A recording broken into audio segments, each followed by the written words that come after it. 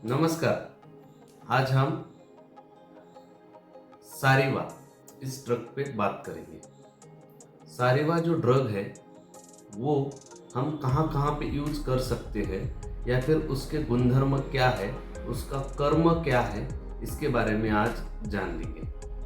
सारिवा दो प्रकार की मिलती है, एक श्वेत और दूसरी कृष्ण सारिवा। दोनों भी सेम गुणों की है, दोनों भी स्निग्ध है, दोनों भी गुरु है और दोनों भी स्वादु है, मतलब मधुर है। यानी मधुर मधुर शीत, ऐसी हमारी सारिवा है। सारिवा को मराठी में अनंतमूल बोलते हैं या उपलसरी बोलते हैं। उसका यूज अग्निमांद्य में यूज किया जाता है। अग्निमांद्य में कौन से अग्निमांद्य में? जो अग्निमांद्य रक्त के कारण हुआ है, रक्त दुष्टि के कारण हुआ है, ऐसे अग्निमांद्य में सारिवा यूज करना चाहिए।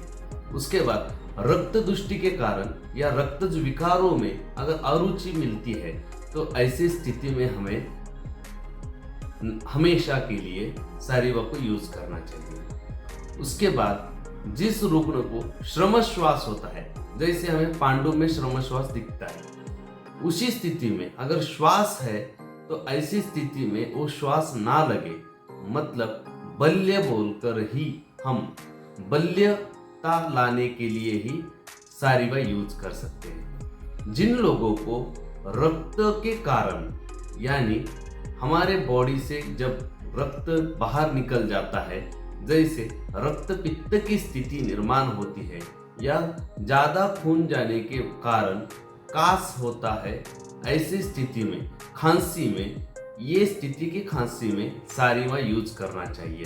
उसके बाद आमविष बोलकर जो हमारे बॉडी में विशेषतः रक्त स्थिति में, जैसे हम कुछ लोगों में देखते हैं, जैसे कि सीकेडी के पेशेंट है, सीकेडी के पेशेंट में जो आमविष निर्माण होता है, ऐसी स्थिति में सारिवा यूज करना चाहिए। सारिवा क्या है? तो दोषत्रय है, तीनों दोषों पे जाने वाली है। उसके बाद वो रक्त पे भी जाने वाली है और स्त्रियों का प्रदर, ये डिसीज कम करने वाली है। ज्वर है और अतिसार। कौन सा ज्वर? जिस ज्वर में रक्त दुष्टि के कारण ज्वर है या कृमि के कारण ज्वर है, ऐसी स्थिति में सारिवा अत्यंत लाभकारी होती है।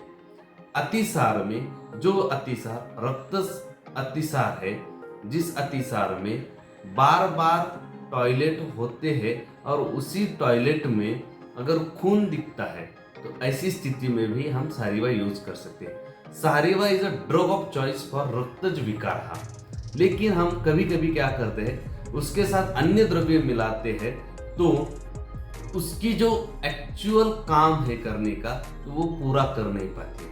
तो जब आपको कंप्लीट सारिवा ही यूज करनी है और सारिवा से ही हमें रिजल्ट दिखने हैं, तो हमें सारिवा सिद्ध जल का डेली यूज के लिए रोगी को देना चाहिए, मिनिमम 7 डेज तो भी।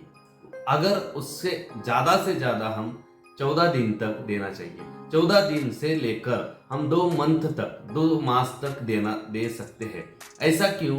तो कुछ आचार्यों के मानने, जैसे हम कुछ आचार्य बोलते हैं कि 1 या 2 दिन में रस, रक्त, ये धातु बनते हैं, वैसे ही 14 दिन में रक्त धातु बनता है और वैसे ही 2 मास में भी रक्त धातु बनता है।